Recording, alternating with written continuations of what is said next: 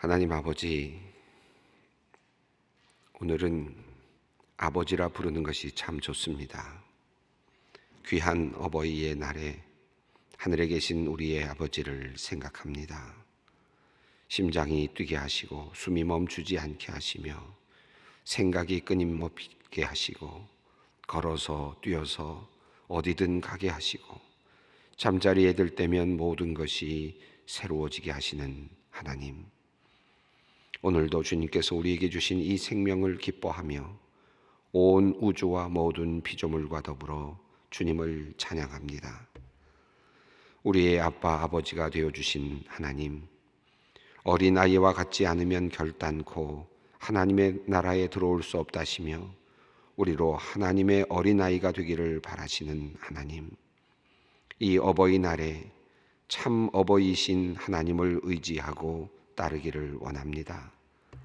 부모의 손을 붙잡고 기쁘게 길을 가는 어린아이처럼 우리들의 발걸음이 그러하길 원합니다.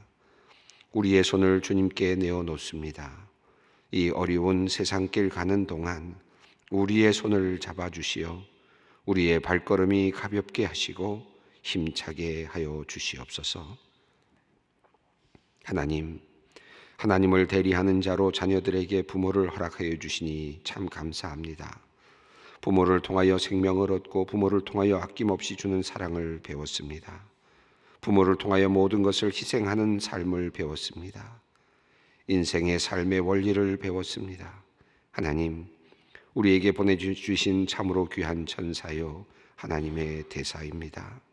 하나님, 그러나 우리 부모님들께 우리가 한 것은 별로 없습니다. 늘 불만을 말하고 투정을 부리며 마음을 아프게 해드렸습니다.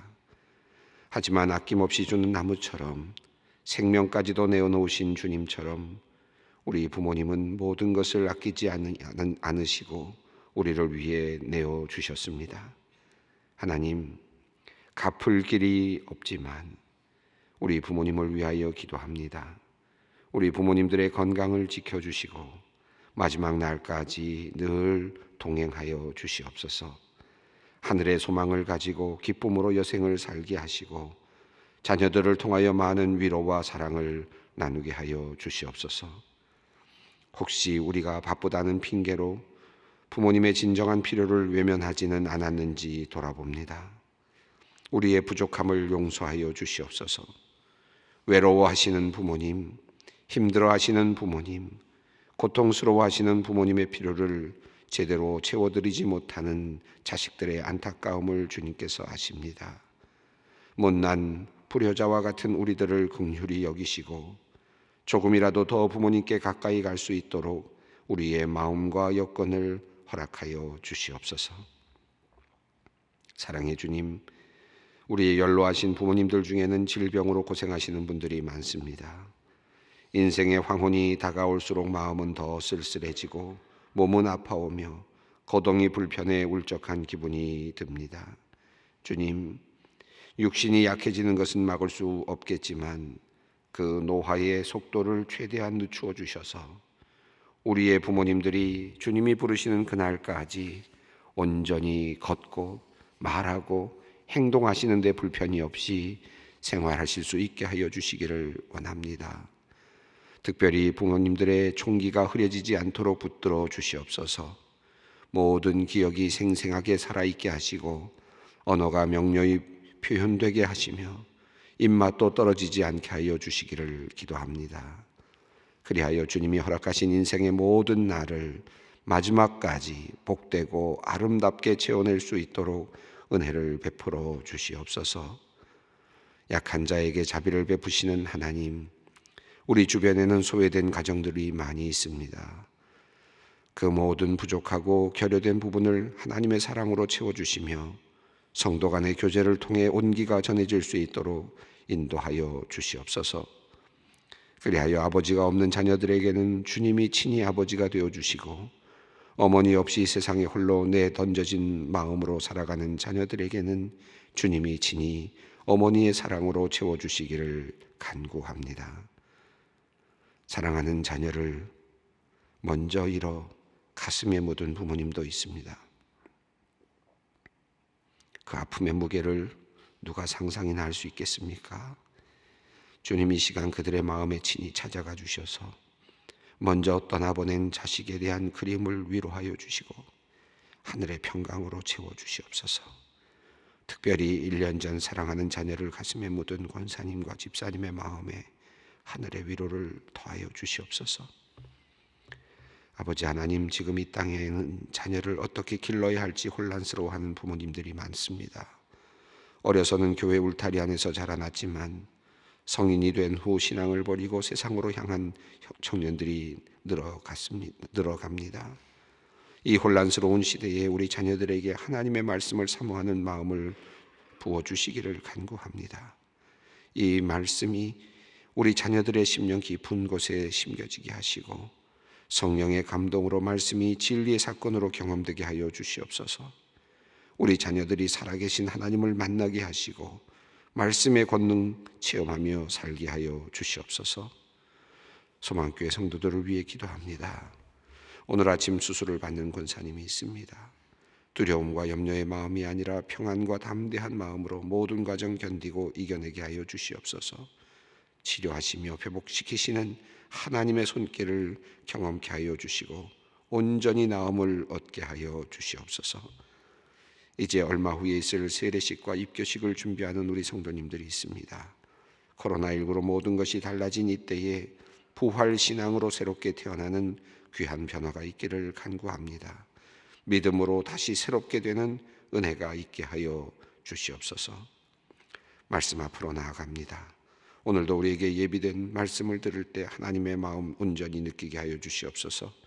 우리의 귀와 눈이 열려 말씀을 깨달아 심령에 새길 수 있도록 은혜를 더하여 주시옵소서.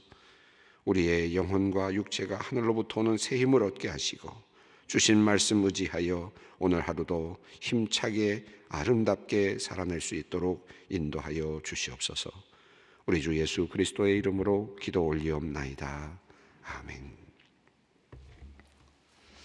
오늘 주시는 말씀 창세기 30장 25절로 36절입니다. 창세기 30장 25절로 36절 말씀 우리 함께 봉독하도록 하겠습니다. 라헬이 요셉을 낳았을 때에 야곱이 라반에게 이르되 나를 보내어 내 고향 나의 땅으로 가게 하시되 내가 외삼촌에게서 일하고 얻은 처자를 내게 주시어 나로 가게 하소서. 내가 외삼촌에게 한 일은 외삼촌이 아시나이다. 라반이 그에게 이르되 여호와께서 너로 말미암아 내게 복 주신 줄을 내가 깨달았노니 내가 나를 사랑스럽게 여기거든 그대로 있으라. 또 이르되 내 품삯을 정하라. 내가 그것을 주리라. 야곱이 그에게 이르되 내가 어떻게 외삼촌을 섬겼는지 어떻게 외삼촌의 가축을 쳤는지 외삼촌이 아시나이다. 내가 오기 전에는 외삼촌의 소유가 적더니 번성하여 때를 이루었으니 내 발이 이르는 곳마다 여호와께서 외삼촌에게 복을 주셨나이다. 그러나 나는 언제 내 집을 세우시리까? 라반이 이르되 내가 무엇으로 내게 주랴? 야곱이 이르되 외삼촌에게서 내게 아무것도 주시지 않아도 나를 위하여 이 일을 행하시면 내가 다시 외삼촌의 양떼를 먹이고 지키리이다. 오늘 내가 외삼촌의 양떼를 두루 다리며 그 양 중에 아롱진 것과 점 있는 것과 검은 것을 가려내며 또 염소 중에 점 있는 것과 아롱진 것을 가려내리니 이 같은 것이 내 품삯이 되리이다. 후에 외삼촌께서 오셔서 내 품삯을 조사하실 때에 나의 의가 내 대답이 되리이다. 내게 혹시 염소 중 아롱지지 아니한 것이나 점이 없는 것이나 양 중에 검지 아니한 것이 있거든 다 도둑질한 것으로 인정하소서. 라반이 이르되 내가 내 말대로 하리라 하고 그날에 그가 수점소 중 얼룩무늬 있는 것과 점 있는 것을 가리고 암염소 중 흰 바탕에 아롱진 것과 점 있는 것을 가리고 양 중에 검은 것들을 가려 자기 아들들의 손에 맡기고 자기와 야곱의 사이를 사흘길이 뜨게 하였고 야곱은 라반의 남은 양떼를 치니라. 오늘 말씀은 이제 그 자녀를 낳아서 이제 열국을 이루는 내용이 이제 끝나고 이제 재산을 일구는 그런 내용으로 이제 전환되는 장면입니다. 두 아내를 얻었고 또 두 여종을 얻고 그리고 7년 동안 일하고 또 7년 동안 일하는 14년 동안의 여정이 바로 앞에 이제 스쳐 지나갔습니다. 마치 주마등처럼 14년의 시간이 흘러갔습니다. 그 사이에 12를 자녀를 낳았습니다. 지금까지 오늘 본문까지는 11아들이 탄생했고 한 딸 이제 디나가 탄생을 했습니다. 그래서 12명의 자녀가 이제 태어난 것이 앞서 있는 내용들 속에 있었습니다.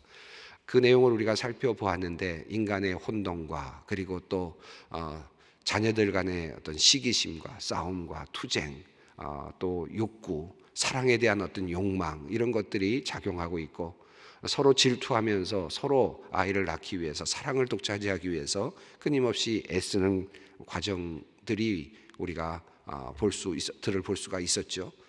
그럼에도 불구하고 하나님께서는 정말 그 혼돈의 과정을 통하면서도 하나님의 뜻을 이루어 가시는 이제 열국을 만드시는 이스라엘 백성을 이제 구성하시는 그런 놀라운 역사를 인간의 혼동 속에서 이루어 가고 계시는 것을 우리가 발견할 수 있었습니다.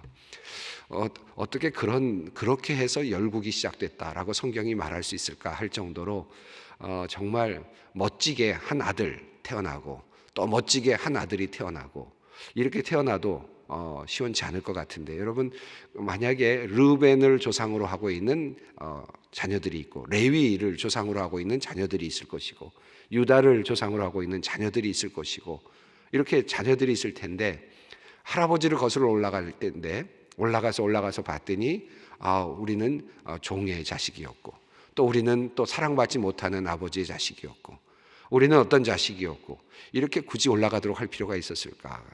좀 거짓말이라도 좀 해서라도 좀 멋지게 그렇게 쓰면 어땠을까? 그러나 성경은 그렇지 않았습니다. 있는 그대로를 인간의 정말 그 보잘것없는 모습 그리고 그 탄생의 과정이 참 치열했고 또 경쟁의 과정이었고 이 모든 인간의 모든 모습들을 그대로 보여주면서 그럼에도 불구하고 하나님의 축복이 이루어지고 있는 모습을 적나라하게 그렇게 보여주었습니다. 이제 오늘 30장 25절로 26절 말씀은 이제 번성의 축복이 이어서 이제는 또 다른 번성, 다시 말하면 재산을 일구어내는 그런 재산의 번영을 주시는 그런 장면입니다. 어떤 일이 있었는지를 우리가 살펴보려고 하는데 오늘 본문만 가지고는 잘 이해가 안 되고 또 다음 본문도만 가지고는 완전하게 이해가 되지 않습니다. 이제 다음 주 본문쯤 되어야 이게 전체적인 그림이 그려집니다.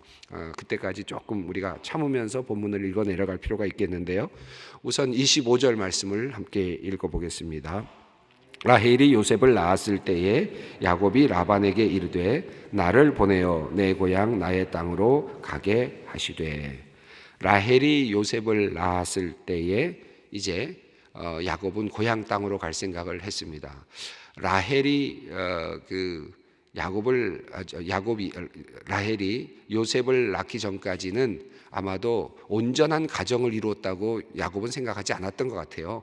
그리고 요셉이 태어나야 진짜 아들이 태어났다고 생각했던 것 같습니다. 정말 자기가 사랑하는 사람으로부터 얻은 아들이야말로 진짜 아들이다라는 생각을 했던 것 같아요. 그래서 야곱이 이제 나중에 요셉만을 정말 사랑하는 그리고 라헬의 아이들 둘을 특별하게 사랑하는 그런 편애를 이제 보여주게 되죠. 결국 이것이 나중에 이제 요셉이 불행하게 되는 또 다른 이제 단초가 됩니다만은 요셉을 낳자마자 이제 다 이루었다라고 생각을 한 것 같아요. 그리고 떠나야 되겠다라고 하는 그런 마음을 갖게 된 것 같습니다.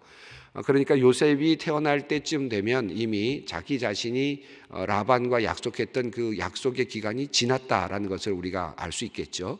대략 7년 동안의 노동이 끝났다 이렇게 볼 수 있겠습니다. 그러니까 앞서 7년은 원래는 라헬을 위해서 본인이 7년을 일했는데 7년을 일하고 내 아내를 달라라고 해서 아내가 들어왔는데 그만 속았습니다. 그래서 그만 레아가 들어왔고 그리고 다시 라헬을 얻으려면 또 다시 7년을 일해라. 그래서 다시 일을 시작해서 7년을 보냈습니다. 그 7년을 보내는 사이에 아이들이 다 태어났습니다. 지금 12명의 아이들이 태어난 것으로 이해가 됩니다. 자, 요셉이 태어나자 이제 야곱은 떠날 생각을 했습니다. 7년의 기간이 다 채워진 것 같고 이제는 자신의 노동력이 더 이상 아내를 위한, 여인을 얻기 위한 노동력일 필요가 없게 된 것이죠. 그러니까 이제 떠나겠다라고 하는 생각을 하게 됩니다. 뒤에 나오는 내용들을 보면 요셉이 20년 만에 떠나는 모습을 볼 수 있거든요. 자, 그러니까 7년을 일했습니다. 그러니까 상당히 많은 시간 동안 일했는데 그가 얼마나 많이 일했고 또 얼마나 라반의 집에 도움이 되었을까를 상상해 볼 수 있는데 앞으로 이제 6년 동안 일하게 되는 내용이 이제 뒤에 나오는 내용입니다. 오늘부터 시작되는 내용이 이제 6년 동안 일하게 되는 그 시간인데 6년 동안의 큰 부를 야곱이 이제 이루게 됩니다. 라반의 재산에서 자기 자신의 야곱의 재산으로 분리를 하는 이제 오늘 장면이 그 장면인데 이것은 누구 것이 될 것인가? 이거 어떤 것이 야곱의 것이 되고 어떤 것이 라반의 것이 될 것인가를 이제 나누는 장면이 오늘 장면인데 오늘 장면부터 시작해서 6년의 시간이 흘러가는데 큰 부를 이루었다라는 내용이 나옵니다. 이제 뒤에 그러니까 앞서 있는 14년 동안 그가 라반의 집에 얼마나 많은 봉사를 했는가 또 얼마나 많은 부를 이루는데 공헌했는가 하는 것은 미루어 짐작할 수 있겠죠. 그런 짐작을 하면서 오늘 본문을 읽어 나가면 조금 더 생동감 있게 이 본문을 읽을 수 있을 것 같습니다. 라헬이 요셉을 낳고 이제 라반에게 이제 나를 고향으로 돌아갈 수 있게 해주십시오라고 그렇게 요청을 했습니다. 자, 26절 읽어보겠습니다. 내가 외삼촌에게서 일하고 얻은 처자를 내게 주시어 나로 가게 하소서. 내가 외삼촌에게 한 일은 외삼촌이 아시나이다. 자, 외삼촌에게 이야기를 하는데 여기서 이제 외삼촌이라는 말을 일부러 넣고 있습니다. 그리고 얻은 처자를 내게 주시어 나로 가게 하소서. 이 26절이 말하는 것이 조금은 굉장히 긴장된 표현이라고도 볼 수 있겠습니다. 주석가들은 이 부분을 이제 굉장히 그 사이길, 다시 말하면 야곱이 친척이었느냐 아니면 하인이었느냐, 가족이었느냐 아니면 일꾼이었느냐 종이었느냐 하는 이 판가름의 그 근거가 되는 구절이다라고 이렇게 이야기를 합니다. 왜냐하면 고대 근동 당시에는 종이 이제 집에서 일을 하게 될 때에 일을 하다가 중간에 아이를 이제 낳도록 종과 결혼을 시키지 않습니까? 하인에게 또 하인을 만나게 해서 그렇게 종이 가정을 이루게 한다면 독립을 하려고 할 때에는 그 사람만 내보내는, 다시 말해 가족들을 내보내지 않는. 왜냐하면 그 당시는 인력이다, 노동력이다, 재산 아니겠습니까? 그러니까 그 아이를 낳은 것은 다 그 주인의 재산이 되는 것이고 절대로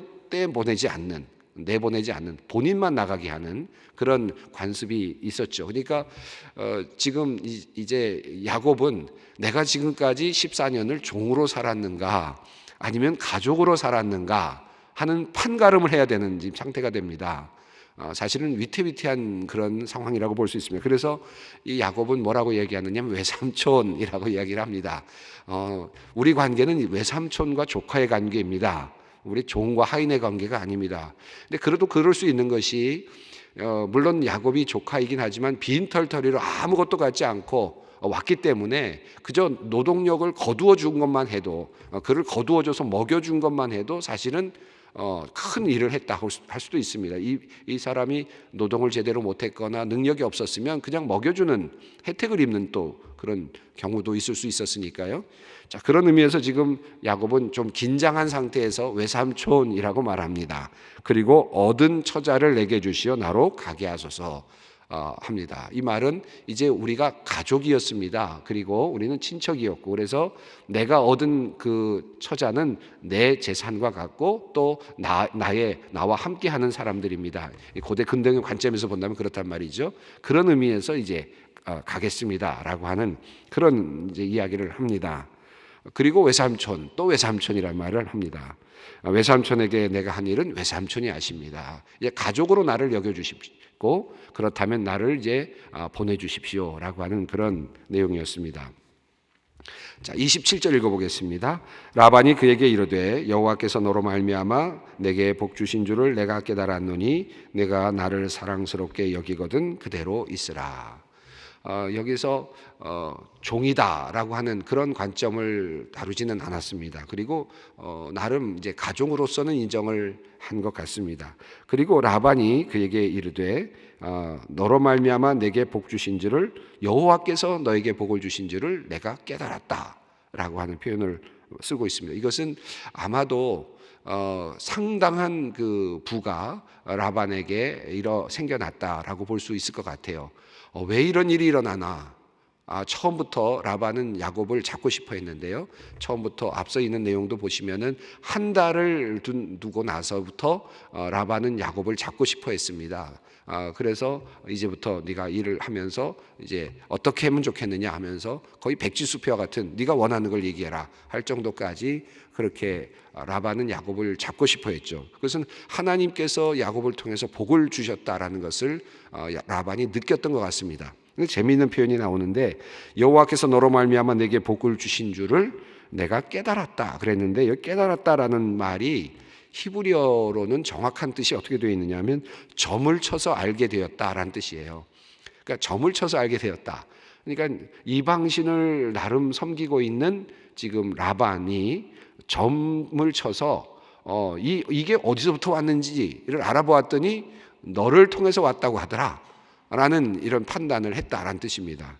그러니까 라반이 아마 14년 동안 야곱을 데리고 일하면서 야 이상하다 어떻게 저 야곱이 저렇게 계속 일하기만 하면 이렇게 부가 생기고 계속 가축이 늘어나고 번성하는가 참 신기하다. 여기 보면 이제 아들들도 있거든요. 라반의 아들들도 나오는데 라반의 아들들은 시들한 것 같아요. 별로 그렇게 큰 공헌을 못하는 것 같습니다. 왜 이렇게 차이가 나나 이게 궁금했을 것 같아요. 그러다가 점을 친 것 같습니다. 그러니까 점을 쳐서 알았어요. 점을 쳐보니까 이게 하나님으로부터 오는 것이다 라는 것을 알았다는 겁니다. 그러니까 내어주고 싶지 않은 거죠. 이 복 덩어리인데 왜 내어주겠습니까?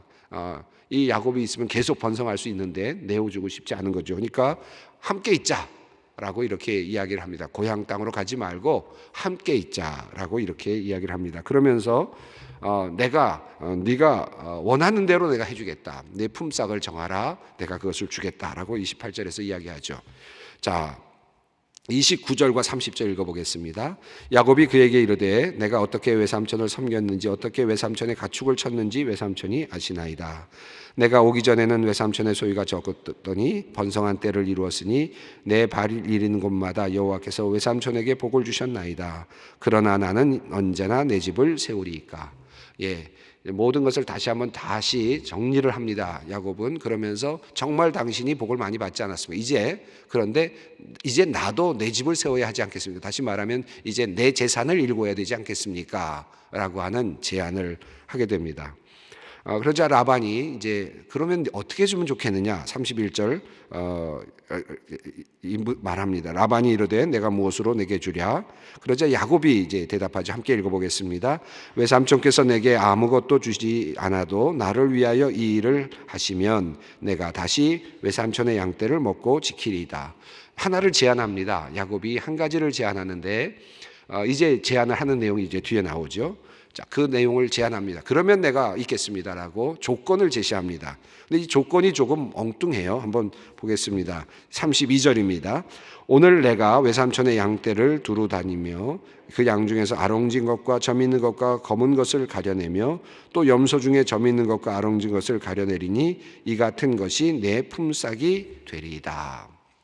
자, 여기 보면 이렇게 되어 있습니다. 양떼와 염소 떼 중에서 아롱진 것, 얼룩진 거죠. 얼룩진 것과 점 있는 것과 검은 것들을 가려낸다. 이것을 골라내는데 이것들이 내 것이 되면 좋겠습니다. 라고 하는 것이죠. 또 염소 중에서도 점이 있거나 얼룩이 있는 것들은 내 것이 되도록 해주면 어떻겠습니까? 라고 제안을 합니다. 이게 어떤 의미일까? 많이들 참 해석이 분분해요. 우성과 열성의 법칙으로 따져보면 과연 이 점 있는 종류들이 나올 확률이 어느 정도 되는가 하는 것에 대해서 굉장히 의견이 분분합니다. 아마도 그럼에도 불구하고 이것은 좀 터무니없는 제안인 것 같다라는 생각을 하는 분들이 많은 것 같고, 또 어떤 분들 중에는 이걸 해석하면서 나름대로 야곱이 어떤 법칙을 이 가축을 키우면서 나름대로 이 얼룩진 것들이 나오는 것의 어떤 법칙을 나름대로 발견한 것이 아닌가 하는 그렇게 해석을 하기도 합니다. 어쨌든 지금 야곱은 이렇게 제안을 했죠. 그러면서 33절에 이야기를 합니다. 외삼촌께서 오셔서 나중에 품삯을 조사하실 때 내가 그것을 그대로 보여줄 텐데 그것이 의롭게 해서 혹시 염소 중에 아롱지지 아니한 것이나 점이 없는 것이나 양 중에서 검지 아니한 것이 내 것에 있거든 그것은 도둑질한 것으로 여기라라고 하면서 조건을 확실하게 제시했습니다. 라반이 그대로 하리라라고 대답을 했지요. 자, 그런데 재미있는 것은 35절과 36절입니다. 한번 35절을 읽어보겠습니다. 그날에 그가 수염소 중 얼룩무늬 있는 것과 점 있는 것을 가리고 암염소 중 흰 바탕이 아롱진 것과 점 있는 것을 가리고 양 중에 검은 것들을 가려 자기 아들들의 손에 맡기고 36절 자기와 야곱 사이를 사흘길을 뜨게 하였고 야곱은 라반의 남은 양떼를 치니라. 이 35절과 36절이 참 아주 나쁩니다. 어찌 보면 라반의 모습을 볼 수 있는데요. 그러자라고 라반이 말한 다음에 어떻게 하느냐면 라반도 알 것은 알지요. 검은 것들이나 점이 있는 것들이 섞여 있으면 결국은 섞이면서 뭔가 반응을 하면서 그 종자가 넘어갈 수 있다는 것을 모를 리가 없죠. 라반도. 그러니까 어떻게 하느냐 하면 얼룩진 것들, 점 있는 것들 그런 것들을 다 따로 구별을 해서 어떻게 하느냐면 라반의 아들들에게 그걸 따로 맡깁니다. 이거는 야곱의 것이다라고 하면서 일단 맡기고는 하나도 얼룩진 것이나 또는 점이 있는 것이 없도록 만든 다음에 그것을 누구에게 맡깁니까? 야곱에게 맡기는 겁니다. 자, 그러면 우리가 외관상 보았을 때 이제 점 있는 것이나 얼룩진 것이 나올 확률이 얼마나 줄어들겠습니까? 이제 앞으로 여기서부터 나올 확률은 굉장히 줄어드는 거죠. 그리고는 어느 정도까지 했느냐 하면 사흘길을 뜨게 했다. 양들이 서로 섞이지 않게 하려고 사흘길을 뜨게 했다. 다시 말하면 완전히 단절을 시킨 겁니다. 자, 그러니까 이래도 네가 번성할 수 있겠냐? 네 거 가져갈 수 있겠냐? 내 것이나 쳐라. 또 내 재산만 늘려라 하는 아주 단호한 조치죠. 어찌 보면 악덕 사업가, 악덕 기업인 같은 그런 모습입니다. 자, 그런데 오늘 여기까지 보지만 이제 뒤에 이해 나갑니다만 이러한 악덕 기업가와 같은 라반의 틈에서 하나님의 보호하심을 경험하는 야곱, 그리고 그것에서 자기의 재산을 일궈가는 과정이 뒤에 이제 이어집니다. 이거 하나님의 도우심입니다. 오늘 여기까지 읽었는데 이 말씀을 보면서 이러한 어려움 속에 있는 분들도 참 많이 계실 거예요. 이러한 분들 밑에서 있는 분들도 있을 것이고 그런 상사 위에서 밑에서 일하고 있는 분들 내가 다 일하면은 다 가져가고 또 뺏어가고는 하나도 남김없이 내 공헌은 하나도 없는 것처럼 만들어가는 그런 곳에서 일한 분들도 혹시 계실지 모르겠습니다만은 그런 곳에서도 야곱이 이제 후에 다시 살아나는 모습 보면서 함께 하시는 하나님이 계실 때 어떤 일이 일어나는가 그런 기대를 하시면서 오늘은 기도의 자리로 함께 나아갔으면 좋겠습니다. 기도하겠습니다. 하늘에 계신 우리 아버지, 아버지의 이름을 거룩하게 하시며 아버지의 나라가 오게 하시며 아버지의 뜻이 하늘에서와 같이 땅에서도 이루어지게 하소서. 오늘 우리에게 일용할 양식을 주시고 우리가 우리에게 잘못한 사람을 용서하여 준 것 같이 우리 죄를 용서하여 주시고 우리를 시험에 빠지지 않게 하시고 악에서 구하소서. 나라와 권능과 영광이 영원히 아버지의 것입니다. 아멘.